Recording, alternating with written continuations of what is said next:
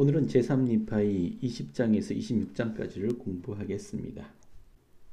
제3리파이 20장입니다. 자, 먼저 1절을 함께 읽어보겠습니다. 예수님께서는 리파의 백성들에게 기도하기를 그치게 하셨습니다. 하지만 계속 말하시기를 마음으로는 기도하기를 그치지 말라 명하셨습니다. 로셀렘 넬슨 회장님께서 12사도 정원에 계실 때 이와 같은 가르침을 주셨습니다. 자, 선지자들은 오래전부터 겸손하게 자주 기도해야 한다고 말씀하셨습니다. 소리내지 않고도 기도는 할 수 있습니다. 특히 말로 하기가 어려운 때에는 마음으로도 기도할 수 있습니다. 라고 말씀하셨습니다. 자, 역시 12사도 정원의 회장이셨던 보이드 K 패커 회장은 다음과 같이 가르치셨습니다. 기도하기를 배우십시오. 자주 기도하십시오. 마음으로, 가슴으로 기도하십시오. 무릎을 꿇고 기도하십시오. 기도는 천국을 여는 여러분만의 열쇠입니다. 자물쇠는 휘장 이쪽에 있습니다. 이 말씀 인상적이네요. 자물쇠는 휘장 이쪽에 있습니다. 즉 우리가 어떻게 기도하느냐가 우리 천국으로 가는 문을 여는 열쇠가 된다는 말씀이시네요. 어떻게 자주 기도할 수 있을까요? 무릎 꿇고 소리내어 기도할 수 있다면 그렇게 하는 것이 좋습니다. 그렇게 할 수 없는 상황이라도 우리는 마음으로 기도할 수 있습니다. 항상 기도하는 그런 마음을 가질 필요가 있다라고 가르치십니다. 20장 2절부터 9절까지 읽어보겠습니다. 자, 주님께서 니파의 백성들과 두 번째 성찬 의식을 가지고 계십니다. 중요한 것은 8절과 9절입니다.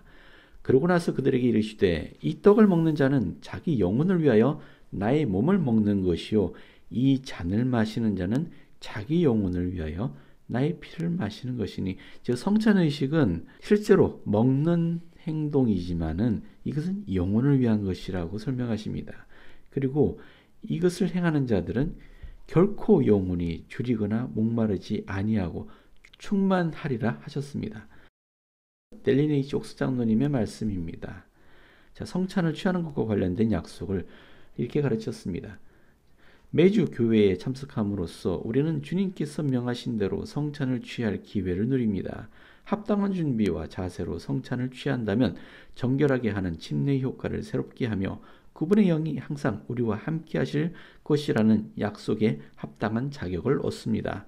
영, 곧 성신의 사명은 아버지와 아들을 증거하며 우리를 진리로 인도하는 것입니다.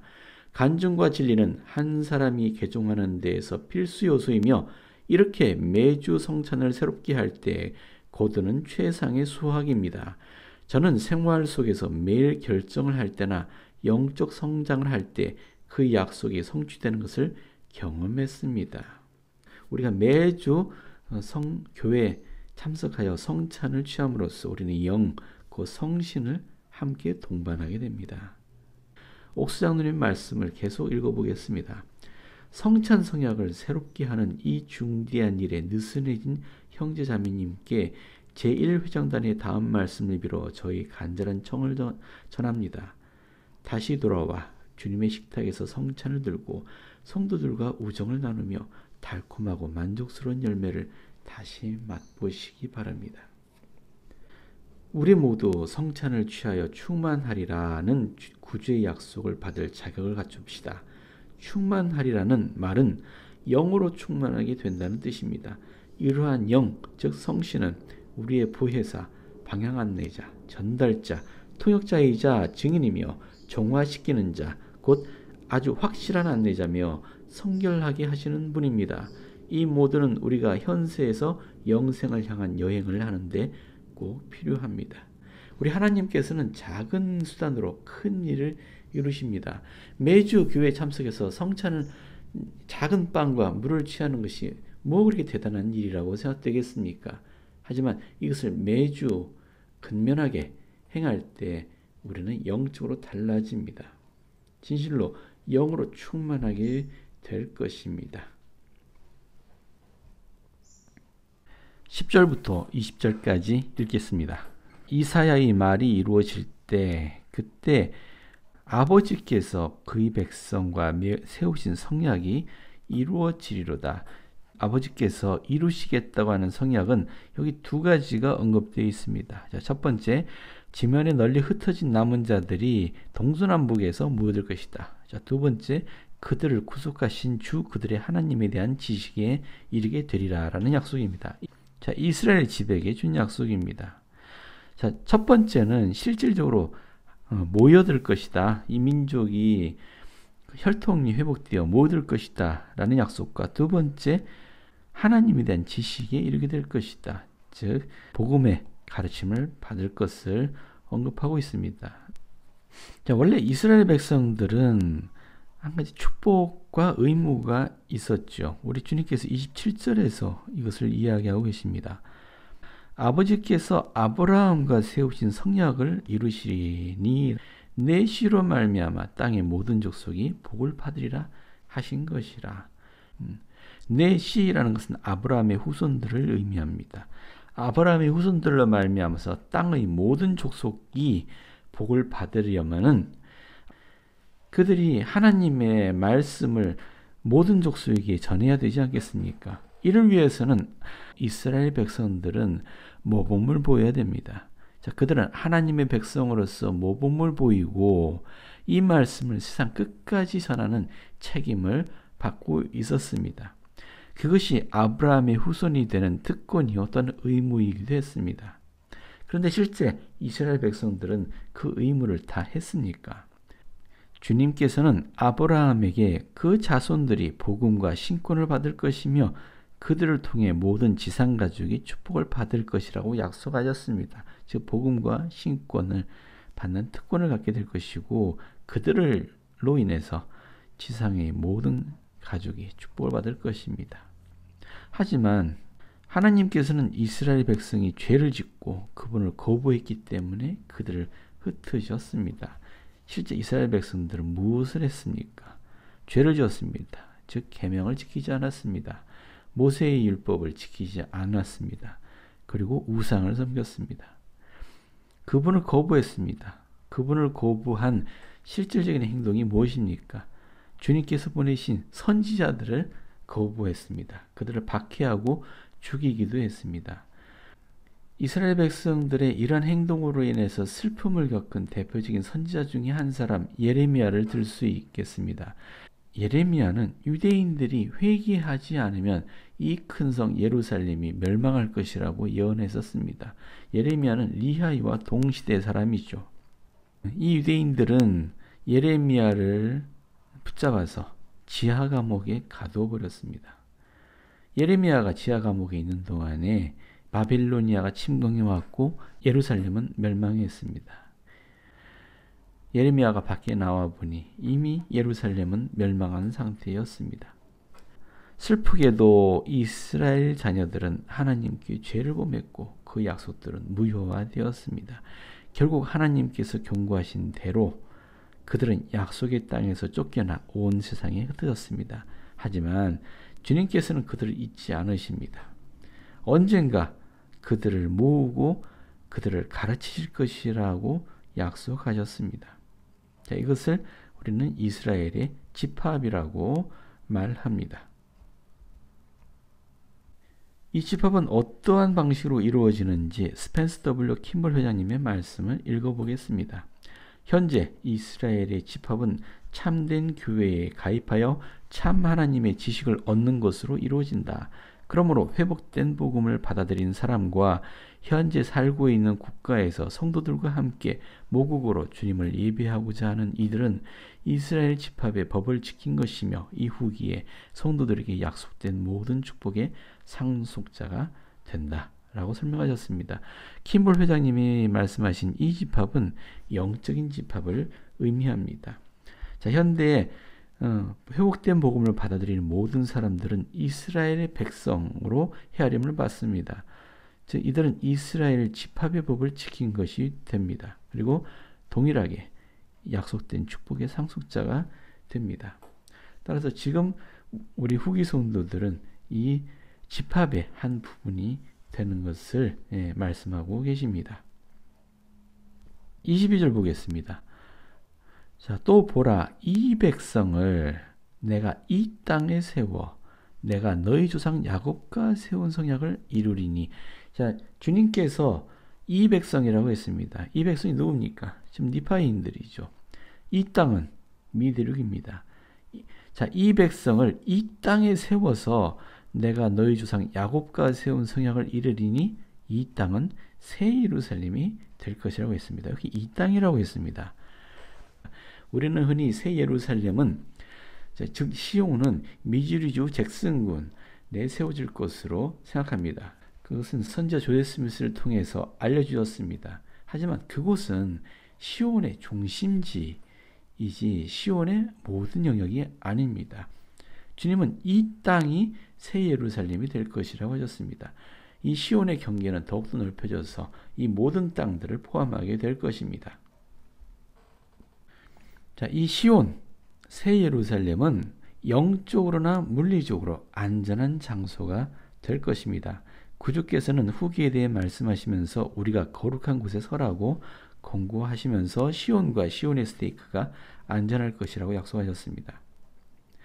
자, 구주께서는 제자들에게 재림이 다가올 때 시온성, 새 예루살렘이 평화의 땅, 피난의 도시, 안전한 장소가 될 것이라고 약속하셨습니다.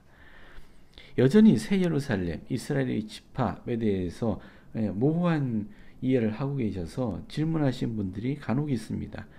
하지만 우리 신앙개조 10조에는 분명히 이렇게 설명하고 있습니다. 우리는 이스라엘이 문자 그대로 집합하고 문자 그대로 집합합니다. 그 10지파가 회복될 것, 그리고 시온이 이 미대륙에 세워질 것, 그리고 그리스도께서 친히 지상에서 다스리실 것과 땅이 새로워지고 낙원의 영광을 받게 될 것을 믿는다. 자, 이것은 복전년에 대한 이야기입니다. 하지만 복전년이 이르기 전에 이스라엘이 문자 그들이 집합해야 되고 그 10지파가 회복되어야 되며 시온, 즉 새 예루살렘이 미대륙에 세워져야 합니다. 왜 10지파입니까? 이스라엘에는 12지파가 있는데 왜 10지파만 말씀하신 걸까요? 자, 우리 성경은 12개 지파 중에서 유다 지파에 대해서 담고 있습니다. 지금 몰몬경은 요셉 지파에 대한 기록이 담고 있습니다. 이제 남은 것은 10개 지파입니다. 여기서 문자 그들의 집합도 이루어질 것이지만 먼저 그들의 기록이 회복될 것을 포함합니다. 그래서 10지파입니다. 이미 유대인들은 우리가 어디 있는지 알고 있습니다. 자, 요셉 지파는 미대륙의 원주민들, 그리고 남태평양에 있는 일부 원주민들이 바로 이 요셉 지파의 후손들임이 알려져 있습니다. 그들의 회복의 일은 계속 이루어질 것입니다. 미대륙에 세워질 새 예루살렘에 대해서 말씀하셨습니다. 그러면 중동 땅에 있는 옛 예루살렘은 어떻게 될까요? 28절부터 끝까지 읽어보겠습니다. 주님께서는 옛 예루살렘 땅도 회복하실 것을 이렇게 약속하셨습니다. 내가 내 백성과 더불어 세운 성약을 기억하리니 내가 그들과 성약하기를 나의 정한 때에 내가 그들을 함께 모으고 그들의 조상들의 땅을 다시 그들에게 주어 그들의 기업으로 삼게 하리라 하였도다. 자, 이는 예루살렘 땅이니 영원히 그들에게 약속된 땅이며 아버지께서 말씀하셨다고 하셨습니다. 예루살렘 땅은 영원히 그들의 땅입니다. 자, 그런데 또 그들이 나를 곧 내가 아버지의 아들 예수 그리스도임을 믿고 내 이름으로 아버지께 기도할 것이라. 그때 아버지께서 그들을 다시 함께 모으시고 그들의 기업의 땅으로 예루살렘을 그들에게 주실 것이라. 주님의 말씀입니다. 여러분 좀 이상하지 않습니까? 지금 유대인들은 예루살렘 땅에 모여 있습니다. 그런데 그들이 예수 그리스도를 믿습니까? 그리고 그리스도의 이름으로 아버지께 그들은 기도하고 있습니까? 그렇지 않습니다. 그런데도 그들은 모여있지 않습니까? 주님께서는 분명히 이것이 조건으로 그때에 아버지께서 그들에게 예루살렘 땅을 주실 것이라고 약속하셨습니다. 뭔가 주님의 말씀과 지금 현재 상황은 맞지 않는 것처럼 보입니다. 자, 이 예언은 어떻게 성취되는지를 살펴보겠습니다. 자, 선지자 조셉 스미스는 유다의 회복에 대해서 이렇게 말씀하셨습니다. 유다는 돌아와야 합니다. 예루살렘은 재건되어야 하고 성전 또한 재건되어야 합니다. 즉 예루살렘의 성전이 재건되어야 됩니다. 성전 아래에서 물이 흘러나와야 하고 사해의 물이 되살아나야 합니다. 자, 이 이야기는 요한계시록에 예언되어 있습니다. 성벽과 성전을 재건하는 데는 시간이 걸릴 것입니다. 이 모든 일은 인자가 오시기 전에 이루어져야 됩니다. 즉 주님께서 온 세상에 재림하시기 이전에 이 일들은 이루어져야 합니다. 이제 이 땅은 예루살렘 땅이며 요분은 누군지 혹시 기억하시겠습니까? 요분 이름 기억하세요? 자, 올슨 하이드 장로입니다. 당시 12사도종군의 올슨 하이드 장로가 1841년에 예루살렘을 방문했습니다. 선지자 조셉 스미스의 지시로 예루살렘으로 갔습니다. 그리고 그 근처에 있는 감람산에서 예루살렘을 내려보면서 유대 백성들을 위해서 사도로서 기도를 드렸습니다. 팔레스타인에는 유대인들이 거의 살고 있지 않았습니다. 하지만 하이드 장로는 유대인들이 다시 모일 땅으로서 이곳을 혼납했었습니다. 자, 하나님께서는 그분의 놀라우신 일을 이루십니다. 점점 유대인들이 이 땅에 모여들었었죠. 이 땅을 매입하기 시작합니다. 팔레스타인 백성들은 거기에 별로 불만을 갖지 않았었죠. 그들이 좋은 값으로 땅을 사들였기 때문에. 하이드 장로가 이 땅을 헌납한 지 100년이 지난 후 이스라엘 국가가 탄생합니다. 자, 지금 그들은 유대인들이 자신들의 국가를 이루고서 살고 있습니다. 하지만 유대인들은 예언되어 있는 것처럼 하나님의 백성으로서 행동하고 있느냐라고 한다면 많은 사람들이 고개를 갸웃하실 것입니다. 왜냐하면 이 이후에 보인 유대인들의 행동은 하나님의 백성다워 보이지는 않습니다. 예루살렘과 그 주변 땅에 모여서 국가를 세웠음에도 불구하고 주님께서 말씀하신 이 모습과는 다르게 보이지 않습니까? 12사도 종언의 이론이셨던 브루스 맥코기 장로님께서 이에 대해 설명하셨습니다.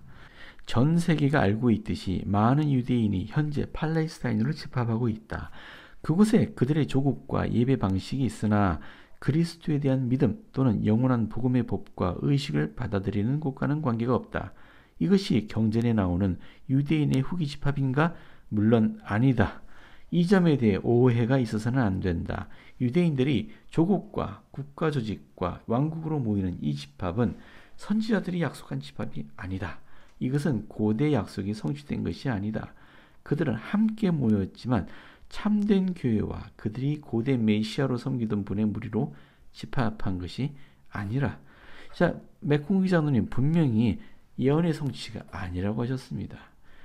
메리온지 롬니 회장님께서는 몰몬경에 있는 여러 성구들을 인용하셨습니다. 자, 유대인들의 집합은 전제 조건이 있습니다. 아버지께서 그들을 상속등계 땅에 모으기 전에 유대인들이 무엇을 해야 하는지 이렇게 설명하셨습니다.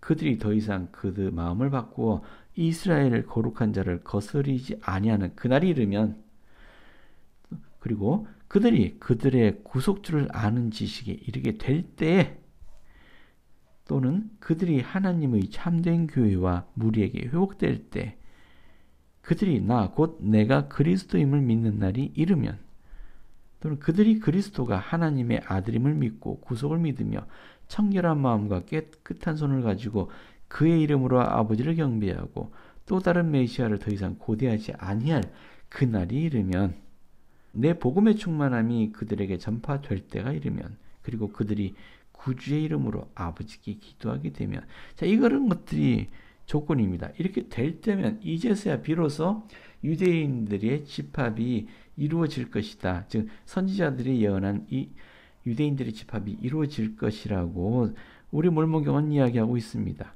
따라서 지금 팔레스타인 땅의 유대인들은 아직 집합을 한 것이 아닙니다. 하나님께서 말씀하시는 그 집합이 아니요, 아마도 이 예언이 이루어지기 위한 사전 준비 단계, 그 전 단계, 또는 서곡이라고 말할 수 있겠습니다. 유대인들의 집합은 앞으로 일어나야 할 사건입니다. 이제부터 할례받지 않은 자와 부정한 자가 다시는 내게로 들어옴이 없을 것이라. 예루살렘이여 티끌에서 일어나 앉을지어다. 사로잡힌 시온에 따라 내 목의 줄을 스스로 풀어버릴지어다. 너희가 아무것도 아닌 것을 위하여 스스로를 팔았으니 너희가 돈 없이 속량되리라. 자, 이 예언은 앞으로 이루어질 예언입니다. 자, 41절입니다. 주의 기구를 매는 너희여 깨끗할지어다. 제프리알 호늘런드 장로님께서 이 깨끗하다라는 말이 신권 수요자들에게 무슨 의미인지를 가르치셨습니다. 자, 읽어보겠습니다. 신권 소유자인 우리는 성찬을 준비하고 축복하고 전달하는 것과 같이 성스러운 그릇들과 하나님의 권능을 나타내는 상징물을 다룰 뿐 아니라 우리 자신도 역시 정결한 도구가 되어야 합니다. 우리가 해야 할 일보다 우리가 어떤 사람이 되어야 하느냐가 더욱 중요하기 때문에 선지자들과 사도들은 청년의 정욕을 피하고 주를 깨끗한 마음으로 부르라고 말합니다. 그분들은 우리에게 정결하라고 말씀하십니다. 고든비 힝클리 회장님께서도 이와 관련해서 이렇게 말씀하셨습니다. 주의 기구를 매는 너희여 깨끗할지어다. 그러므로 주님은 우리에게 현대 계시를 통해 말씀하셨습니다. 몸을 깨끗이 하십시오. 마음을 깨끗이 하십시오. 깨끗한 언어를 구사하시고 옷과 행동을 깨끗이 하십시오. 힝클리 회장님은 또 이렇게도 말씀하셨습니다. 문신은 육체라는 성전에 낙서를 하는 행위입니다. 몸에 피어싱을 하는 것도 마찬가지입니다. 12사도종훈의 벨라드 장로님께서는 청남 청녀들에게 또 이렇게도 공고하셨습니다. 나쁜 말을 피하고 친구를 지혜롭게 택하고 외설물과 불법 마약을 멀리하며 건전하지 못한 음악회와 위험스러운 파티에 참석하지 않으며 여러분의 몸을 존중하고 모든 면에서 도덕적으로 깨끗한 상태를 유지하십시오.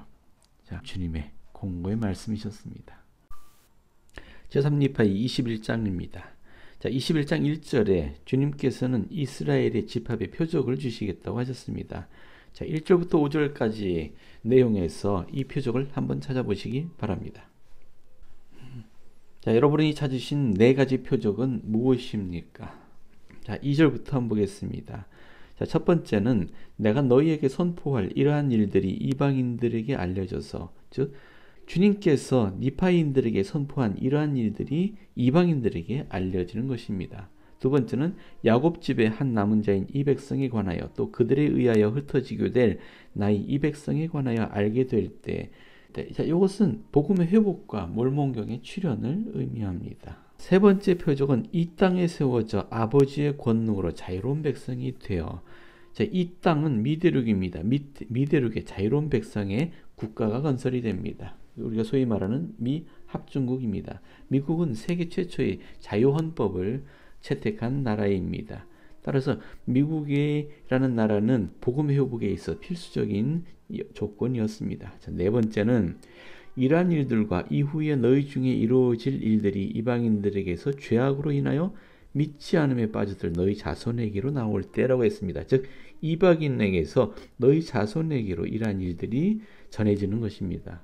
회복된 교회, 선교사들에 의해서 니파인들의 후손들에게 이 일이 전해지는 것입니다. 자, 이 네 가지 표적은 이미 이루어졌습니다. 복음이 회복되고 몰몬경이 출현하며 미대륙의 자유국가가 건립되고 그들의 자손에게 복음이 전파될 때, 자, 이러한 일들이 일어날 때 이스라엘의 집합이 시작될 것임을 주님께서 표적으로 주셨습니다. 고든비 힝클리 회장님께서는 이 회복이라는 일을 우리가 어떻게 전진시켜야 하는지에 대해서 말씀하셨습니다. 이 영광스러운 복음은 아버지와 아들께서 소년 조셉에게 나타나시면서 시작되었습니다. 때가 찬 경륜의 시대의 새벽이 지상에 찾아온 것입니다. 이전 경륜의 시대에 존재하던 선하고 아름답고 신성한 모든 것이 이 가장 놀라운 시대에 회복되었습니다. 우리는 우리가 가진 것이 엄청나게 중요하다는 점을 정말로 깨닫고 이해합니까? 이 세대에 속한 우리는 지금까지 있었던 모든 수학기 중 마지막 수확기에 있습니다. 그저 이 교회 회원으로 알려지는 것으로는 충분하지 않습니다. 우리에게는 엄숙한 책임이 있습니다. 이 책임을 당당하게 받아들이고 완수하기 위해 노력합시다.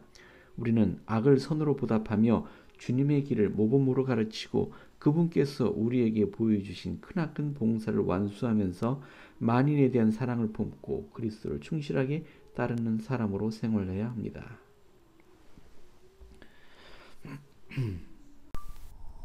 경전을 좀 더 읽겠습니다.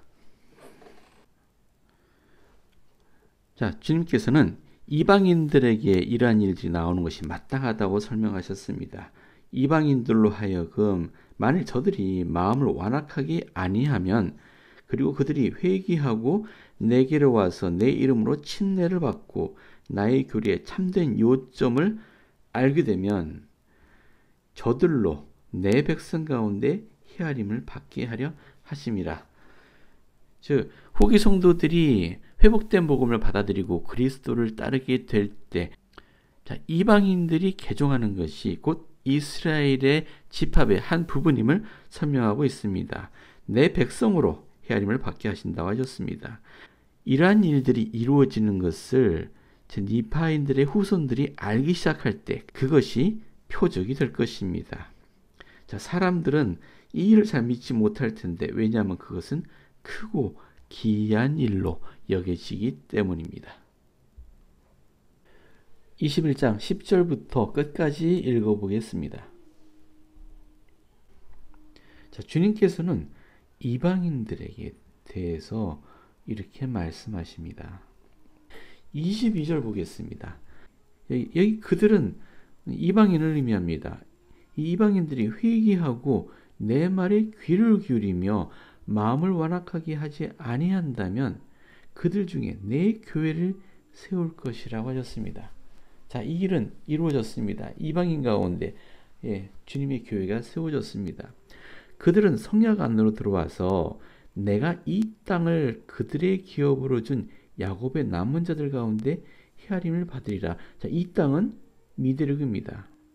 지금 교회는 이방인 가운데 세워져 있고 믿고 회개하여 이 교회에 속한 자들은 야곱의 남은 자로서 헤아림을 받게 되고 이 땅을 상속받게 될 것입니다. 그들은 이방인들은 곧 야곱의 남은 자들과 또한 이스라엘 집에 속한 자로서 오게 될 모든 자를 도와서 새 예루살렘이라 일컬어질 한 성을 세우게 할 것입니다. 즉 이방인 교회 회원들이 새 예루살렘을 세우게 됩니다. 그들은 나의 백성을 도와 온 지면에 흩어진 그들을 모여들게 하리니 새 예루살렘으로 모여들게 할 것입니다. 이 흩어진 이스라엘 백성들을 새 예루살렘으로 모으는 일도 역시 그들의 몫입니다. 자, 그때 아버지의 일이 그날이 시작되리니 곧 이 백성의 남은 자 가운데서 이 복음이 전파될 것이라. 이 백성의 남은 자, 즉 니파인들의 후손들 가운데 복음이 전파될 것이며 아버지의 일이 흩어진 나의 모든 백성 가운데서 참으로 아버지께서 예루살렘에서 인도해내셨던 잃어버린 지파들 가운데서 그들을 집합하는 일이 시작될 것이라고 하셨습니다. 이방인들이 받게 될 축복과 의무가 명시되어 있습니다. 원래 이 일은 이스라엘 백성들에게 주어진 축복이요 사명이었습니다. 하지만 그들은 하나님을 저버렸고 그들은 쫓겨났습니다. 그리고 온 세상에 흩어졌습니다. 그리하여 이방인의 때가 시작이 되었고 이 일은 이방인들에게 주어졌습니다. 그리고 실제로 이방인들이 이 일을 이룰 것입니다. 이방인의 때가 가득 찰 때까지. 러셀 M. 넬슨 회장님께서는 지금은 집합의 시대이며 우리 교회 회원들이 즉 성도들이 이스라엘의 집합의 사명을 띠고 있음을 다시 강조하셨습니다. 휘장 양편에서 집합의 의무를 수행해야 합니다. 우리는 무엇을 해야 된다고 생각하십니까? 제3니파이 22장을 읽어보겠습니다.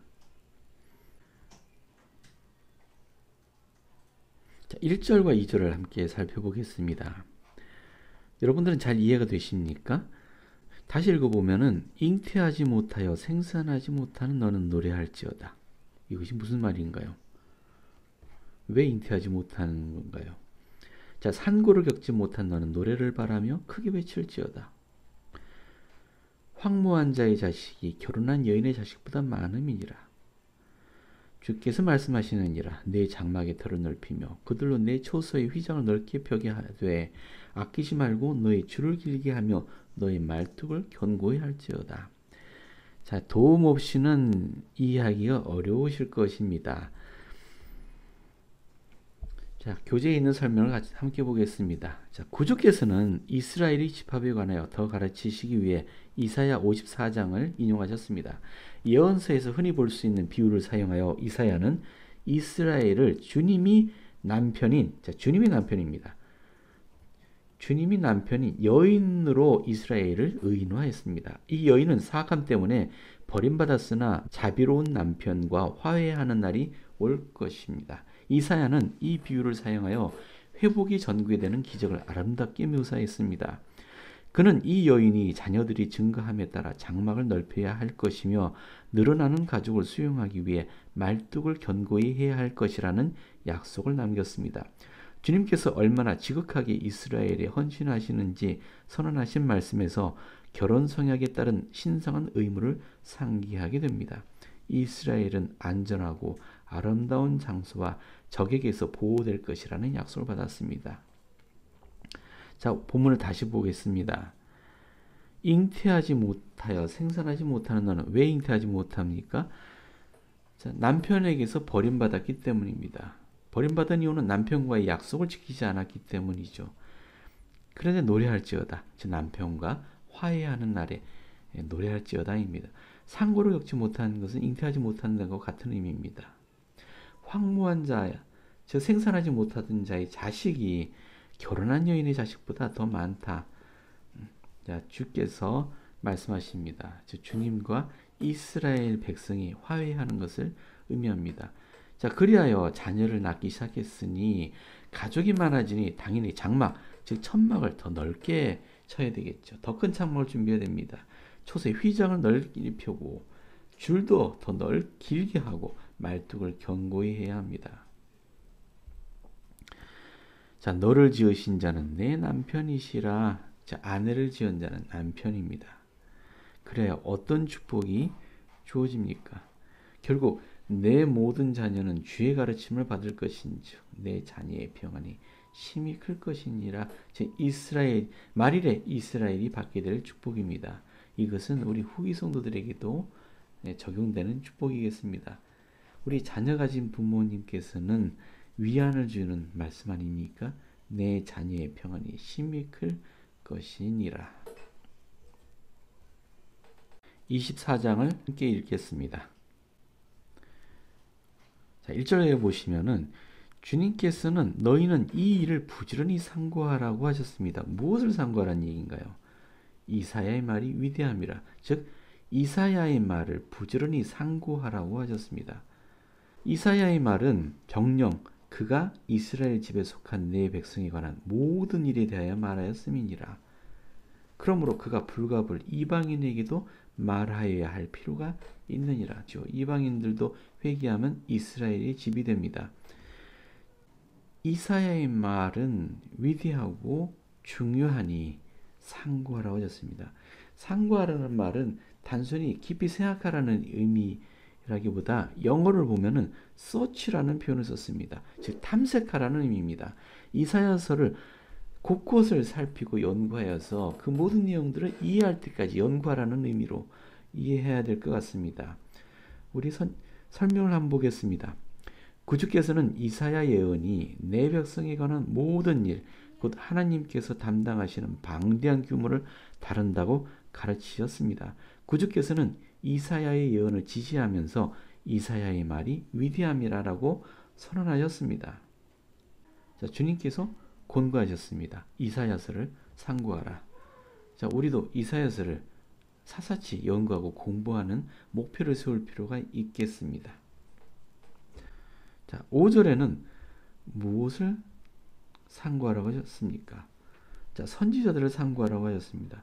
그 전에 4절에 그러므로 내 말에 주의를 기울여라. 내가 너에게 이른 것을 기록하라.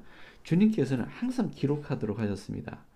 아마 유대인들도 많이 기록했을 것입니다. 안타깝게도 지금 우리들에게는 그 100분의 1도 전해지지 않고 있습니다.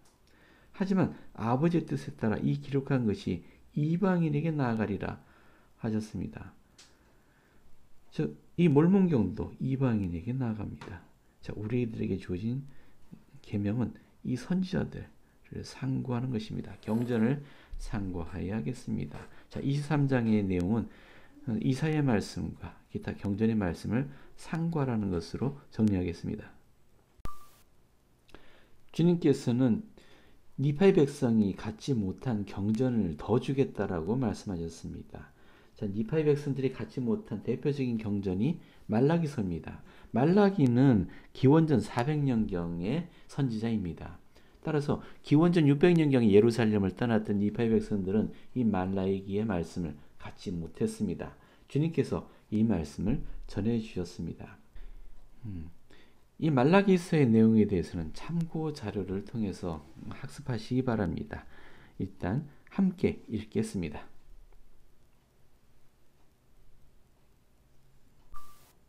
26장을 모두 함께 읽겠습니다. 핵심만은 보겠습니다. 자, 3절에 태초로부터 예수께서 자기의 영광 중에 오실 때까지 모든 일, 곧 실로 원소들이 뜨거운 열에 녹고 땅이 두루마리처럼 말리우며 천지가 없어질 때까지 참으로 땅 위에 임할 모든 일을 설명하셨다고 하셨습니다. 예수님께서 모든 일을 설명하셨습니다. 우리 니파이는 이렇게 설명했습니다.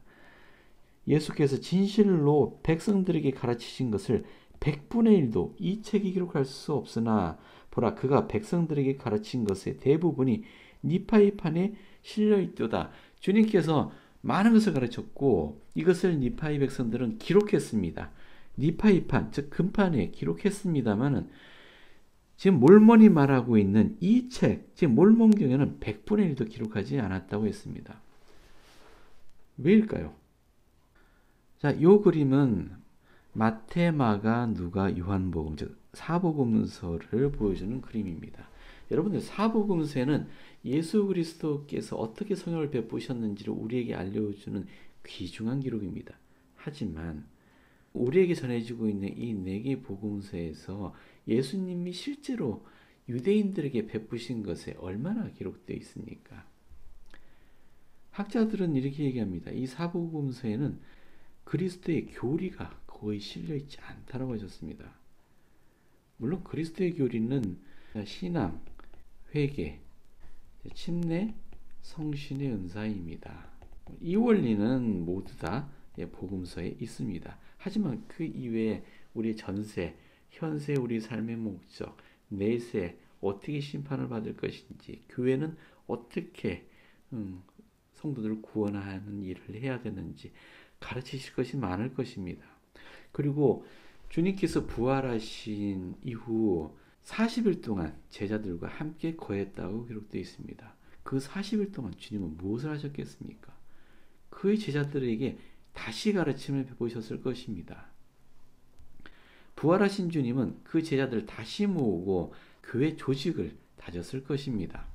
우리 제자들에게 어떻게 교회를 이끌어 나가야 되는지에 대한 중요한 가르침들을 이 40일 동안 베풀었을 텐데 그에 대한 기록은 단 한마디도 우리 경전에는 남아있지 않습니다. 왜일까요? 왜 하나님께서는 이 말씀을 우리들에게 숨긴 걸까요?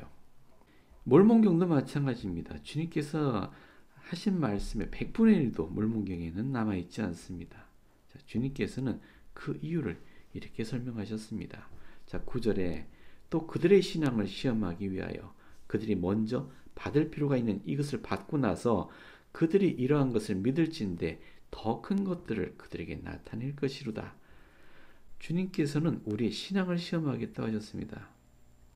먼저 받을 필요가 있는 분량을 주셨습니다. 성경과 몰몬경의 한정된 기록은 우리에게 꼭 필요한 것을 주신 것입니다. 우리는 이 받은 말씀을 먼저 연구하고 믿고 신앙을 행사할 필요가 있습니다. 이것이 증명될 때 더 큰 것들을 우리에게 주실 거라 하셨습니다. 실제로 선자 조셉 스미스가 금판을 받았을 때, 자, 금판에 3분의 2가량이 봉인되어 있었고 이것은 열어보지 못하게 되어 있었다고 했습니다. 몰몬인과 모로나이가 준비한 금판도 지금 우리가 가지고 있는 몰몬경보다는 훨씬 많은 내용을 담고 있었습니다. 하지만 지금 우리에게는 금해져 있습니다. 이 남은 분량을 언제 받게 될까요? 자, 우리 선지자의 말씀을 함께 읽어보겠습니다. 스펜스 W 킴볼 회장님께서는 이렇게 말씀하셨습니다. 수년 동안 많은 사람들은 저에게 이런 질문을 해왔습니다. 언제쯤 우리가 몰몬경 기록의 나머지를 얻게 될 것이라고 생각하십니까? 저는 이렇게 말했습니다. 회중 중에 판에 인봉된 부분을 읽고 싶으신 분이 몇 명이나 됩니까? 그러면 거의 항상 100%가 대답에 응합니다. 그러면 저는 그 회중에게 이렇게 되묻습니다. 이미 우리에게 공개된 부분을 읽으신 분은 몇 명이나 됩니까? 봉해지지 않은 기록인 몰몬경도 읽지 않은 사람들이 많습니다. 우리는 종종 얻기 어려운 극적인 것들을 구하는 경향이 있습니다. 저는 낮은 율법에 따라 살고 있지 않으면서 더 높은 율법에 따라 살고 싶어하는 사람들을 많이 봅니다. 주님께서는 우리에게 필요한 것은 충분히 주셨습니다. 우리의 몫은 이미 받은 것에 감사하며 그 말씀을 상고하는 것입니다. 상고, 즉 탐색하는 것입니다.